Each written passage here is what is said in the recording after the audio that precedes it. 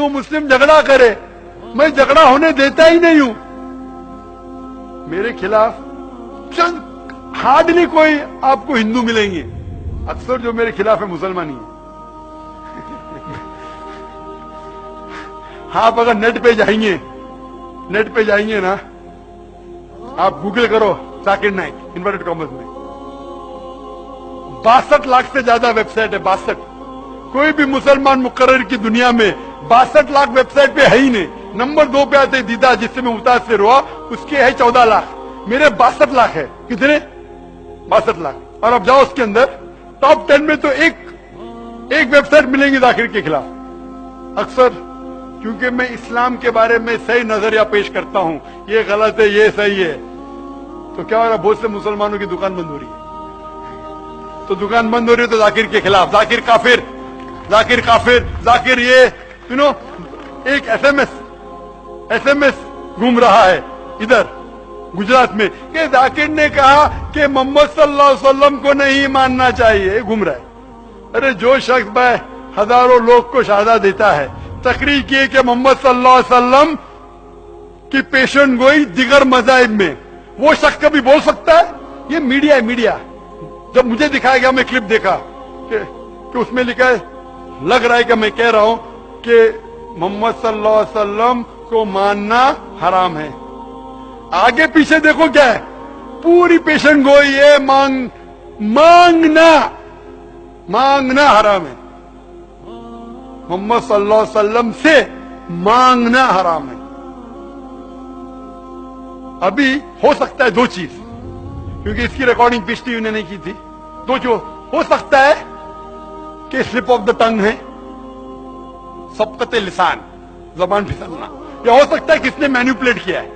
और मैनिपुलेट करना बहुत आसान है, लेकिन अक्सर मुसलमान, हाँ जाकिर ने कहा मोहम्मद सल्लल्लाहु अलैहि वसल्लम को नहीं मानना चाहिए। कोई भी मुसलमान जो मेरी तकरीर सुन चुका है, ये मान ही नहीं सकता। जिन लोगों की दुकान बंद हो रही है वो लोग फैलाते हैं, लेकिन फानूस की तरह हिफाजत जिसकी हवा करे, वो शमा क्या बुझे जिसे रोशन खुदा करे। मैं तकरीर नहीं करता हूं शोहरत के लिए, मैंने मेरे मेडिकल का पेशा छोड़ दिया। मैं तकरीर करता हूं कि अल्लाह ताला इस नाचीज की कुछ खिदमत को मान ले, कि जो मैं थोड़ा बहुत कर रहा हूं अल्लाह के राह में उसे कबूल करे, ताकि मुझे अजर मिले, और दुआ करता हूं कि मुझे जन्नत में एक जगह मिले। नेक बंदे बंदियों का वो पहलू बता रहा हूं जिसकी तरफ तवज्जो नहीं जाती। पर्दादार औरतें बेपर्दा औरतों को ऐसे देखती हैं कि जैसे इंसान नहीं है सामने, जानवर खड़े हैं। बेचारे जाकिर नाइक को यहूदियों का एजेंट बना, देखो टाई पहनता है, कोट पहनता है, यहूदियों का एजेंट, यहूदियों का एजेंट। या अल्लाह मेरी तौबा, इतना तासुब, इतनी हकारत। हजारों आदमी जिस शख्स के हाथों कलमा पड़ गए, एक आदमी का कलमा पढ़ लेना सारी कायनात का मिल जाने से बेहतर। यहूदियों का एजेंट, यहूदियों का एजेंट, जो टाई लगाता है, कोट पहनता है, इतनी तंग नजर, इतनी तंग नजर।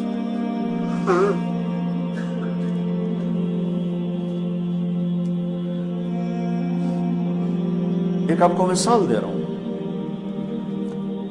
तो भाइयों बहनों, बड़े गुनाहों में एक गुनाह ये भी है किसी को हकीर जान।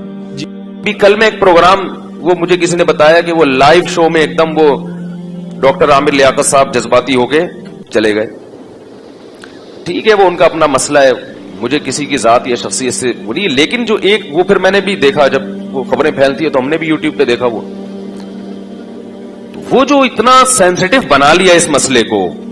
हालांकि मैं समझता हूं कि वहां जितने लोग बैठे हैं, सुनने वाले भी, और जिन पर भी तोहमतें लगाई जा रही हैं, उनमें कोई भी नबी सल्लल्लाहु अलैहि वसल्लम का गुस्ताख नहीं है, सब आशिक हैं। सिर्फ जबान की गलतियों को, थोड़ा सा ताबीर की गलतियों को ऐसा पकड़ा जा रहा है और इसे तौहीन रिसालत का मसला बनाकर उम्मत में तफरीका और जज्बातियत को फैलाया जा रहा है। इससे गैर मुस्लिम हंसेगा, बोलेगा ये ऐसी ऐसी। डॉक्टर जाकिर नाइक बेचारे के पीछे पड़ गए हाथ धो के। डॉक्टर जाकिर नाइक ने शायद कहीं बयान में कहीं मुर्दा का लफ्ज नबी के लिए इस्तेमाल कर लिया, जो कि नामुनासिब लफ्ज है, बिल्कुल जायज नहीं है। اب وہ ایک اہل حدیث عالم صفائی بیان کر رہے ہیں کہ بھائی وہ اس کو اردو اتنی اچھی نہیں ہے اس کی. ہمیں پتا ہے ڈاکٹر ذاکر نائک نبی صلی اللہ علیہ وسلم کے گستاخ نہیں ہیں. اگر نبی سے نفرت کرتے تو اسلام کی اتنی تبلیغ کیوں کر رہے ہوتے؟ وہ بیچاروں کو اردو صحیح، میں بھی ان سے ملا ہوں نا، اردو میں تھوڑی کمزوری ہے ان کے.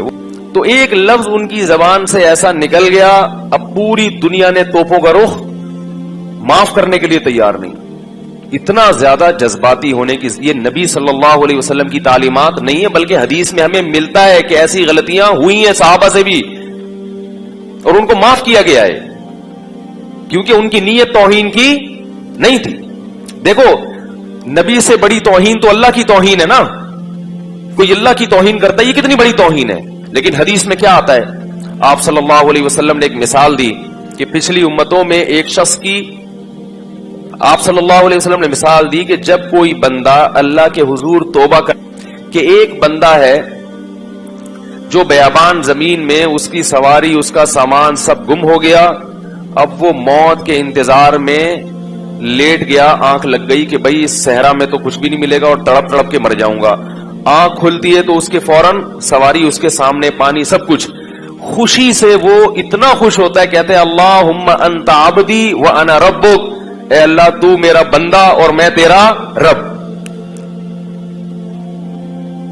خوشی بہت زیادہ ہے. بولنا یہ چاہ رہا تھا کہ میں تیرا بندہ تو میرا رب، نکلا کیا اس کے منہ سے؟ شکر ہے اس وقت ویڈیو کیمرے ایجاد نہیں ہوئے تھے اور یوٹیوب، ورنہ اس کی ویڈیو بنا کے لوگ ڈال دیتے اور اس پہ کفر کے فتوے کہ اس نے اللہ کی توہین کی. بھائی انسان ہے یار، کتنا بڑا بظاہر کفر ہے یہ. اللہ کو اپنا بندہ کہہ دینا، اس سے بڑا کوئی جرم دنیا میں ہو سکتا ہے؟ لیکن ہمیں پتا ہے کہ اس کی نیت یہ نہیں تھی. انسان ہے، کبھی کچھ کہنا چاہتا ہے نکلتا کچھ ہے منہ سے. یہ تو دن رات ہم دیکھتے ہیں. بعض دفعہ بولتا کچھ ہے سنائی کچھ دیتا ہے. تو یہ ہماری جو حواس ہے نا، یہ انسان کے حواس ہیں، اس میں بہت غلطیاں ہوں گی، بہت کچھ الٹا پلٹا ہوگا، بہت کچھ غلط ہوگا. تو اللہ نے کہا سوری کر لو، معذرت کر لو. لیکن یہ سوری کی بھی قبول نہیں کرتے. تو یہی مسئلہ ہے کہ جب وہ اللہ کے بارے میں کہہ رہے اے اللہ تو میرا بندہ میں تیرا رب، آپ نے فرمایا اخطا من شدت الفرح، اتنا خوش ہو گیا تھا کہ بیچارے کی زبان سے غلط الفاظ نکل گئے. پھر آگے حدیث میں یہ بھی نہیں ہے کہ کریکشن کی یا نہیں کی، بس ہو گیا تو ہو گیا. مطلب یہ کہ اللہ کو تو پتا ہے کہ میں کیا کہنا چاہتا ہوں. تو اسی طرح ڈاکٹر ذاکر نائک بیچارے نے اگر یہ کہہ دیا مردہ کا لفظ، جو غلط ہے، نہیں کہنا چاہیے، لیکن ہمیں پتا ہے کہ ڈاکٹر ذاکر نائک رسول اللہ صلی اللہ علیہ وسلم کی توہین کے مرتکب، اس کو اتنا سینسٹیو مسئلہ بنا لیا کہ بھئی ہم تو پروگرام بھی نہیں کرتے اور یہ اور وہ، اس پہ نعرے بھی لگ رہے ہیں. تو یہ مسئلہ ٹھیک ہے، ہم نہیں کہتے کہ ممکن ہے آپ نے عشق رسول میں ہی یہ کیا ہو، کسی کی نیتوں پہ ہم شبہ نہیں کرتے، مگر بہرحال یہ علمی لحاظ سے اور سنجیدہ لوگوں سے اگر آپ رائے لیں گے تو کوئی بھی اس طرز عمل کو پسند نہیں کرے گا. اور میں اس پہ بات اس لیے کر رہا ہوں کہ یہ ہماری قوم کا ایک مزاج ہے، یہ صرف ایک پروگرام کی بات نہیں ہے. بہت سی چیزیں تو گستاخی ہوتی بھی نہیں ہے، پھر بھی ان کو پکڑ کے بیٹھ جاتے ہیں. اب اگر کوئی نبی صلی اللہ علیہ وسلم کے بارے میں یہ کہہ دے کہ آپ پر موت واقع ہوئی ہے، یہ گستاخی نہیں ہے، یہ تو ایک حقیقت ہے. انکا ہو، موت واقع ہونے والی، وانہم میتون، قرآن کہہ رہا ہے. حضرت ابو بکر رضی اللہ تعالیٰ عنہ نے جو سب سے پہلا خطبہ دیا، آپ یہ کہہ سکتے تو قرآن تو کہہ سکتا، ہم نہیں کہہ سکتے. حضرت ابو بکر نے نبی صلی اللہ علیہ وسلم کی وفات کے بعد جب پہلا خطبہ دیا ہے، صحابہ بہت پریشان تھے کہ بھئی نبی پر موت واقع ہو گئی، نبی دنیا سے چلے گئے، تو ہم کیسے، یعنی وہ تو بہت سے لوگ ارتداد کی طرف جا رہے تھے. حضرت عمر نے اعلان کیا جو یہ کہے گا کہ نبی کی موت واقع ہوئی ہے گردن اڑا دوں گا میں اس کی. یعنی وہ کہہ رہے تھے یہ ہو ہی نہیں سکتا، ابھی تو مشن کی تکمیل ہی نہیں ہوئی، ابھی تو اسلام پوری دنیا میں نافذ ہوگا پھر نبی دنیا سے جائیں گے. حضرت ابو بکر کھڑے ہوئے اور خطبہ دیا، یا ایھا الناس من کان منکم یعبد محمدا فإن محمدا قد مات. جو تم میں سے محمد صلی اللہ علیہ وسلم کی عبادت کرتا تھا، تحقیق محمد پر موت واقع ہو چکی ہے. ماتا، موت وقت لگایا کہ یقیناً ہو چکا ہے یہ کام، تمہارے نہ ماننے سے کچھ نہیں ہوگا. اور من کان منکم یعبد اللہ فإنہ حی لا یموت، جو تم میں اللہ کی عبادت کرتا ہے تو وہ زندہ ہے اور اس پر کبھی موت واقع نہیں ہوگی. کیا مطلب؟ خود قرآن نے بھی کہا نا غزوہ احد میں یہ خبر پھیل گئی تھی کہ محمد صلی اللہ علیہ وسلم شہید ہو گئے, تو صحابہ کے حوصلے پست ہو گئے, یہ افواہ تھی. تو اللہ جب نبی کی زندگی کی اطلاع ملی ہے, حوصلے بحال ہوئے, تو اللہ نے صحابہ کو تنبیہ کی کہ بالفرض اگر محمد صلی اللہ علیہ وسلم شہید ہو بھی چکے ہوتے تو حوصلہ ہارنے کی کیا ضرورت ہے. جو مشن نبی لے کر آئے ہیں وہ مشن تو قیامت تک چلتا رہے گا. تو قرآن میں آیتیں نازل ہوئی, وما محمد الا رسول, فرمایا محمد اللہ کے رسول ہیں, قد خلت من قبلہ الرسل, ان سے پہلے بھی انبیاء دنیا سے جا چکے ہیں. افا ام ماتا, اگر محمد پر موت واقع ہو گئی, او قتلا, یا میدان جنگ میں قتل کر دیے گئے, انقلبتم علی اعقابکم, تو کیا تم دین سے واپس پھر جاؤ گے؟ کیا مطلب؟ اگر یہ کام بالفرض ہو بھی گیا, آپ خود سے آپ پر موت واقع ہو جائے یا آپ کو قتل کر دیا جائے, تو تم نے دین سے واپس. تو بھائی اسلام کے صاف ستھرے عقائد ہیں, اس کو زیادہ پیچیدہ مت بنو. ہاں یہ الگ بات ہے کہ دنیا سے جانے کے بعد آپ صلی اللہ علیہ وسلم کو ایک اعلیٰ درجے کی برزخی حیات ملی ہے, اور اس حیات کا تعلق آپ کے جسد اطہر سے ہے, اس لحاظ سے آپ کو زندہ بھی کہا جاتا ہے. لیکن وہ زندگی دنیاوی نہیں ہے بلکہ وہ برزخی ہے, اور اس کا اس قبر مبارک سے تعلق بھی ہے, اور جسد اطہر سے بھی تعلق ہے. کیسا تعلق ہے, اس کی حقیقت کیا ہے, یہ ہم بولو بھائی نہیں جانتے, کیونکہ اللہ نے شہداء کو حیات دی, حالانکہ وہ بھی موت کا شکار ہوتے ہیں, ان کی بیویاں عدت گزارتی ہیں, ان کی وراثت تقسیم ہوتی ہے. تو ہمارے نبی کی بیویوں نے بھی عدت گزاری, ان پر نکاح حرام تھا کیونکہ یہ نبی کے تقدس کے خلاف ہے کہ آپ کی بیویوں سے کوئی نکاح کرے, کیونکہ اللہ نے سب کی مائیں بنا دیا ان کو. باقی عدت انہوں نے گزاری ہے, وراثت تقسیم نہیں کی. کیوں نہیں کی؟ اس لیے کہ نبی نے فرمایا ہم پیغمبروں کی وراثت تقسیم نہیں ہوتی. یہ نہیں فرمایا کہ ہم تو کہ مرتے ہی نہیں ہے تو لہذا ہماری وراثت کا مسئلہ ہی نہیں ہے, نہ.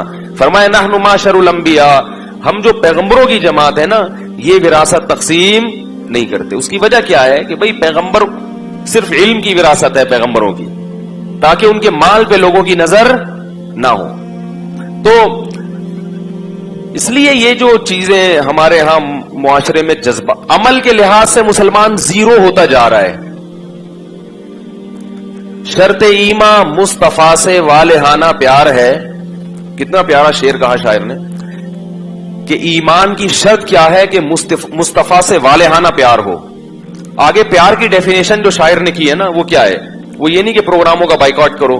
اس اہل حدیث عالم کا بیچارے کا, میں کبھی کبھار, ابھی تو میں نہیں دیکھتا تھا, 1-2 دن سے میں نے دیکھنا شروع کیا, تو وہ ہر آدمی کبھی کوئی ڈاکٹر ذاکر نائک کے پیچھے پڑا ہوا ہے, کبھی میں نہیں جانتا ہوں اہل حدیث عالم کو, کہیں ممکن ہے انہوں نے بھی کچھ کوتاہیاں کی ہوں یا نہیں کی ہوں, مجھے نہیں پتا. لیکن میں 1-2 پروگرام میں نے دیکھے, مجھے اندازہ ہوا کہ معاملہ کس گڑبڑ ہوا ہے.